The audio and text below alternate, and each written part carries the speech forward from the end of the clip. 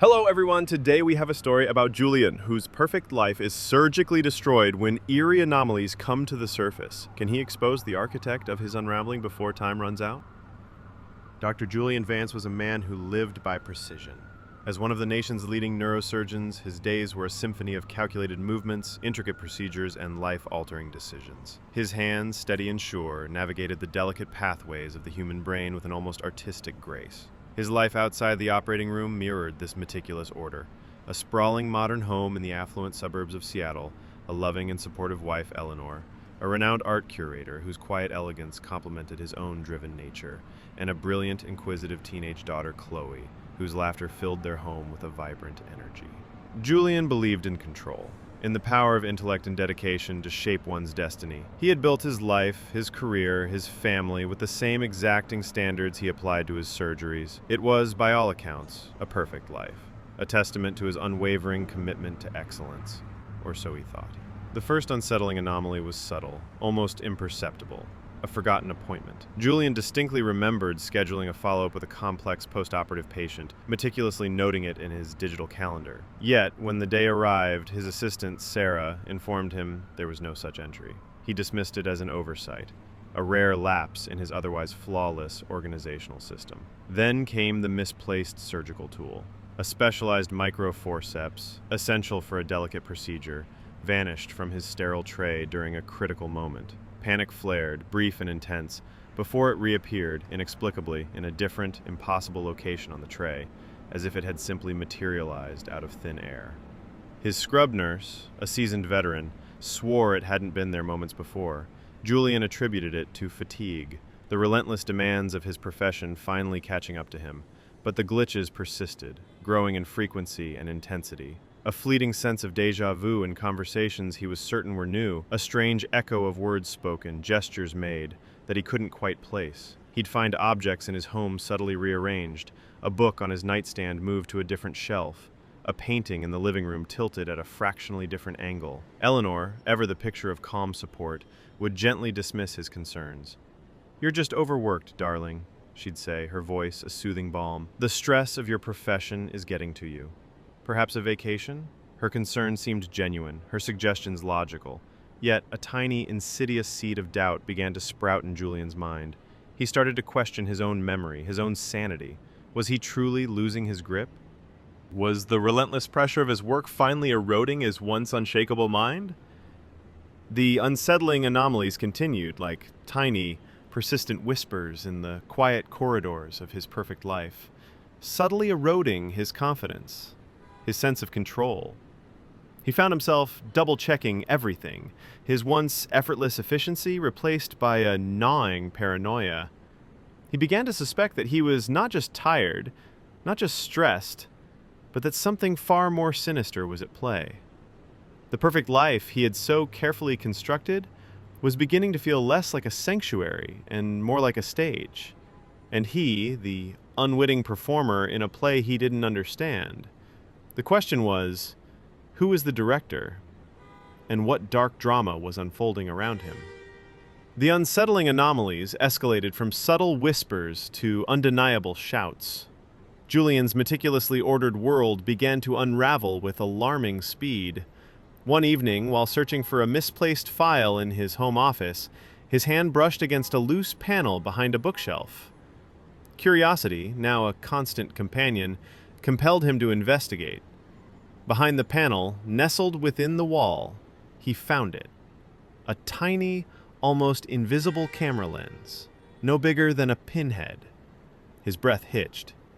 A cold dread, far more profound than any he had experienced, washed over him. This wasn't stress. This wasn't fatigue. This was deliberate. He meticulously searched the rest of his office, then his entire home. What he found sent a chill down his spine. Hidden cameras in every room, microphones concealed in light fixtures, even a discreet listening device embedded in his bedside lamp. His home, his sanctuary, had been transformed into a surveillance hub. He had been under constant, invasive observation for an unknown period. The realization was a physical blow, shattering his sense of security and trust into a million irreparable pieces. Every private moment, every intimate conversation, every unguarded gesture, all recorded, all watched. By whom and why? The question screamed in his mind, drowning out all rational thought. He felt violated, exposed, his very essence laid bare for an unseen observer. He thought of Eleanor, of Chloe. Had they known? Were they also being watched? Or, a more terrifying thought, were they involved? He couldn't bring himself to believe it. He confronted Eleanor that night, the hidden camera from his office clutched in his trembling hand. "Eleanor," he began, his voice raw with a mixture of fear and accusation. "What is this?" Eleanor's eyes, usually so calm and expressive, widened in what appeared to be genuine shock. "Julian, what on earth?" She took a step back, her hand flying to her mouth. "Where did you find that?" "It was hidden in my office. And there are more. Everywhere. In every room. Our home is bugged, Eleanor. We're being watched." He watched her closely, searching for any telltale sign of deception, any flicker of guilt. But her reaction seemed authentic. A mixture of horror and disbelief. "Watched? By whom? Julia, this is insane. Are you sure?" Her voice was laced with concern, her eyes filled with what appeared to be genuine distress.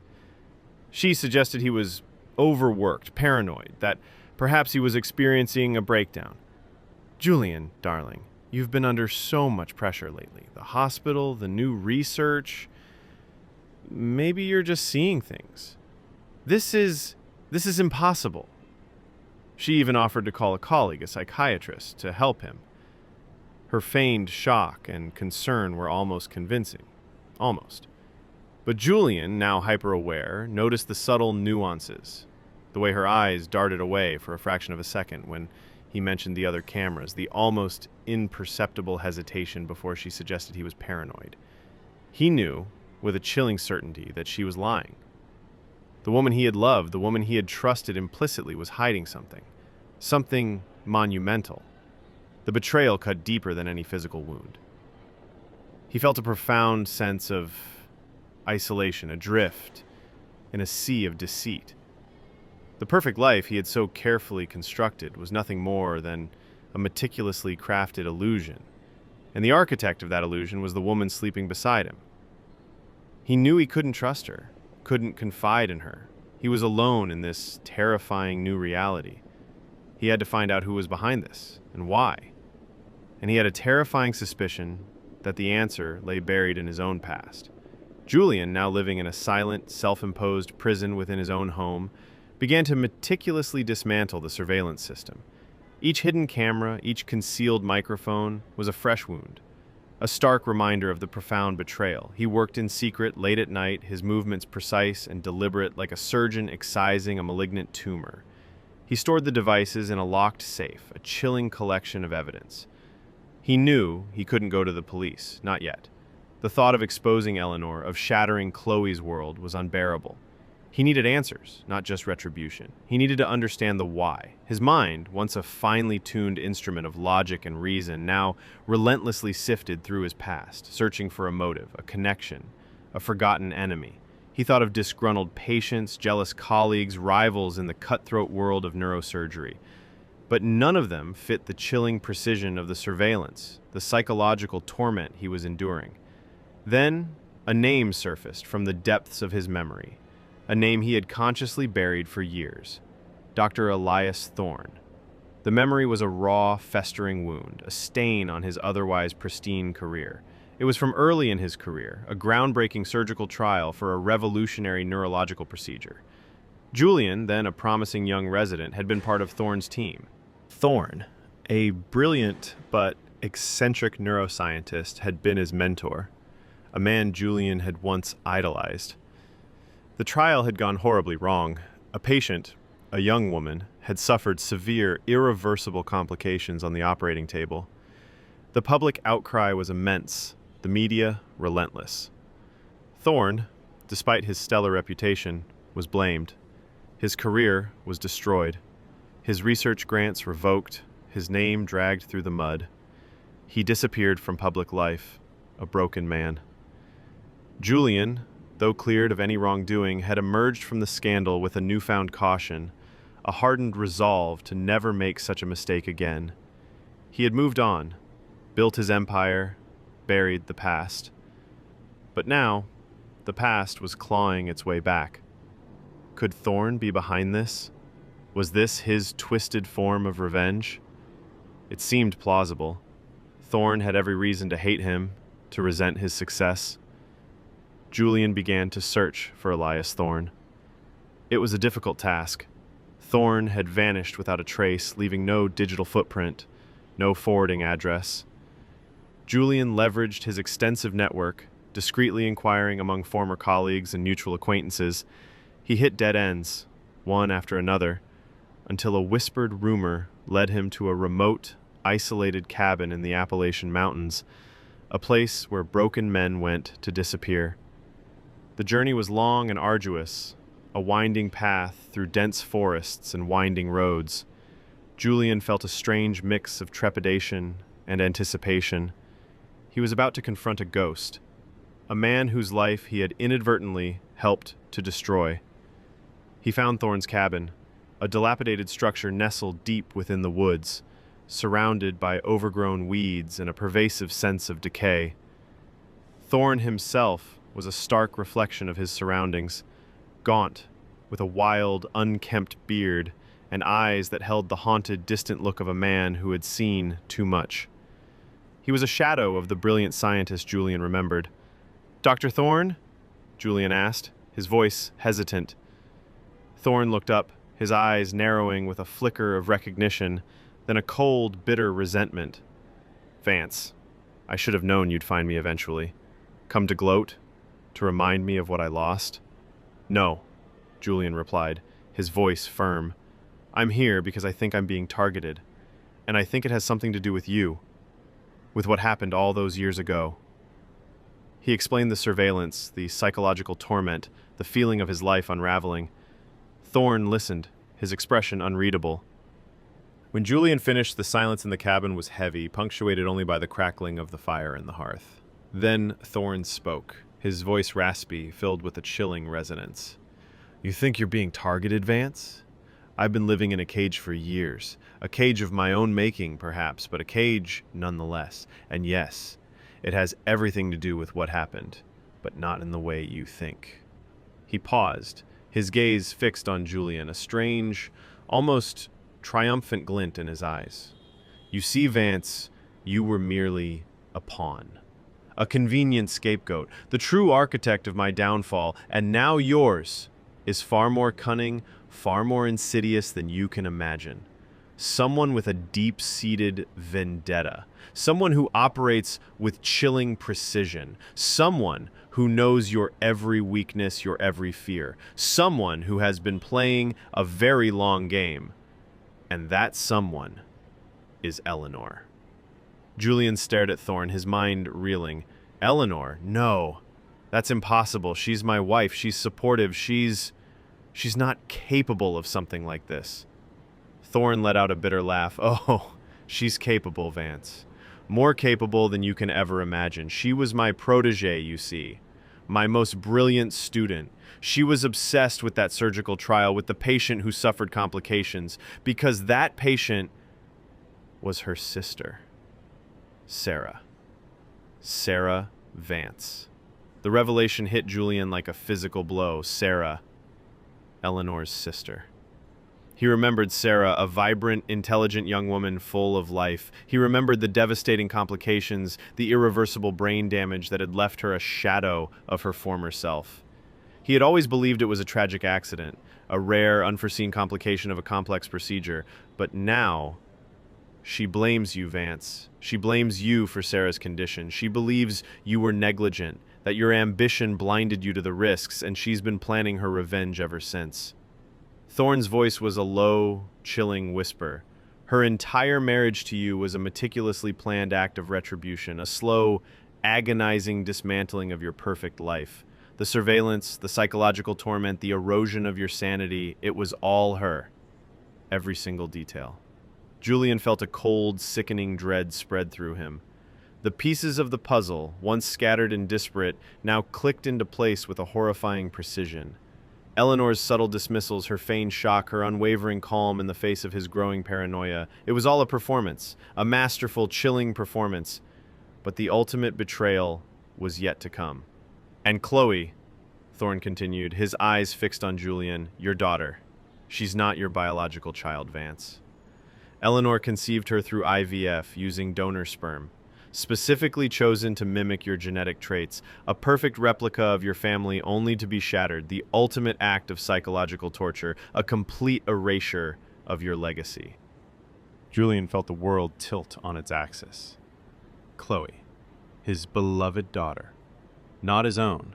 The depth of Eleanor's depravity, her chilling meticulousness, was beyond anything he could have imagined.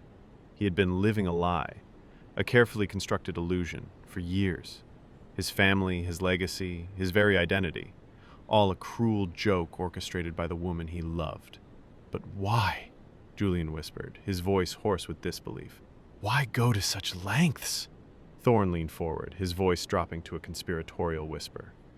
Because she also manipulated the surgical trial, Vance. She subtly sabotaged the equipment and patient data to ensure the complications. She framed you, ruined me, all as part of her long-term plan to isolate you and make you vulnerable for her revenge. I was an unwitting pawn in her game.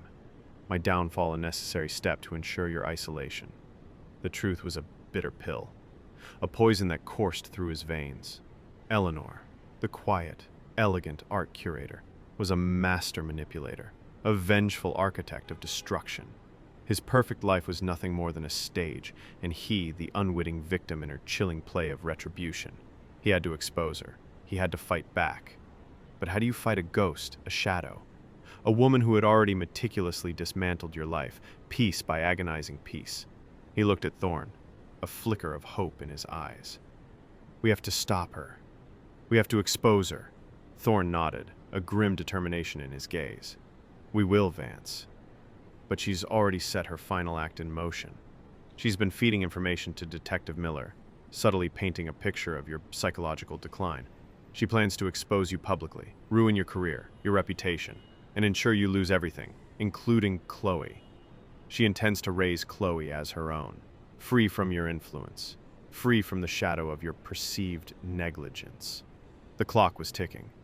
Julian had to act, and fast. He had to reclaim his life, his daughter, his truth, before Eleanor's chilling masterpiece of revenge was complete. Julian returned home, a man transformed. The fear had been replaced by a cold, burning resolve. He was no longer the unwitting victim. He was a warrior, fighting for his life, his legacy, his daughter. He found Eleanor in the living room, calmly reading a book, the picture of domestic tranquility. The sight filled him with a chilling disgust. Eleanor, he said, his voice steady, devoid of emotion. It's over. I know everything. Eleanor slowly lowered her book, her eyes, usually so warm, now cold and calculating. Do you, Julian? Do you truly? Sarah, Thorne, Chloe, the surveillance, the surgical trial, your revenge. He laid out the facts, each word a hammer blow, shattering her carefully constructed facade. Eleanor's composure finally cracked. A flicker of something akin to admiration, then a cold, triumphant smile spread across her face. Impressive, Julian. You're not as dull as I thought. Yes, it's all true. Every single detail. And now, for the grand finale. She revealed her final act of retribution. She had meticulously gathered irrefutable evidence of Julian's past negligence in the surgical trial, carefully fabricating and manipulating data to paint a damning picture. She had also cultivated a narrative of his current psychological instability, using the very surveillance footage he had discovered to show his erratic behavior, his paranoia, his unraveling sanity. She had been feeding this information, piece by agonizing piece, to Detective Miller, a sharp, ambitious officer who was already building a case against Julian. Her plan was flawless. Julian would be publicly exposed, his career destroyed, his reputation in tatters. He would lose everything, including Chloe, who she intended to raise as her own, free from the influence of the man she believed had ruined her sister's life. The call to Detective Miller was already made. The police were on their way. Julian felt a surge of adrenaline. He had to act. He had to expose her before she destroyed him. He revealed his own counter-move. While Eleanor had been meticulously planning his downfall, he had been meticulously planning her exposure. He had recorded their entire conversation, her chilling confession, her detailed explanation of her elaborate scheme. He had also contacted a trusted colleague, a forensic expert, who had already begun to analyze the hidden surveillance devices, uncovering the digital fingerprints of Eleanor's manipulation. He had also reached out to a prominent journalist, a rival of Sophia's, who was eager for a story of this magnitude. The tables had turned. Eleanor's triumphant smile vanished, replaced by a look of pure, unadulterated rage. She lunged at him, but Julian was ready. The struggle was brief, brutal. The sound of sirens wailed in the distance, growing louder with each passing second. Detective Miller and his team stormed the house, finding Julian and Eleanor locked in a desperate struggle. The recordings, the forensic evidence, Thorne's testimony, it was all presented to the authorities. The truth, raw and brutal, finally emerged. Dr. Julian Vance, the celebrated neurosurgeon, was cleared of all charges related to the surgical trial. The evidence of Eleanor's manipulation was overwhelming. She was arrested, facing charges of attempted murder, conspiracy, and psychological abuse. The public was stunned. The story of the brilliant neurosurgeon whose life was a meticulously crafted illusion orchestrated by his vengeful wife dominated headlines for weeks. Julian's career, though tarnished, slowly began to recover. He underwent extensive therapy, grappling with the profound trauma of Eleanor's betrayal. He reconnected with Chloe, who, upon learning the truth, was devastated but ultimately chose to stay with her father, recognizing the depth of his suffering and the extent of her mother's deception. Dr. Elias Thorne, his name finally cleared, began to rebuild his life, collaborating with Julian on a new research project, one focused on ethical advancements in neuroscience. Julian, though scarred by the ordeal, found a new sense of purpose. He was no longer the man who lived by precision, but a man who understood the fragility of life, the insidious nature of betrayal, and the enduring power of truth. He had lost his perfect life, but he had gained something far more valuable: his freedom, his daughter, and a hard-won understanding of what it truly meant to be human. The echoes of his perfect life would always linger, a haunting reminder of the darkness that had almost consumed him. But he was alive, he was free, and he was finally, truly, his own man.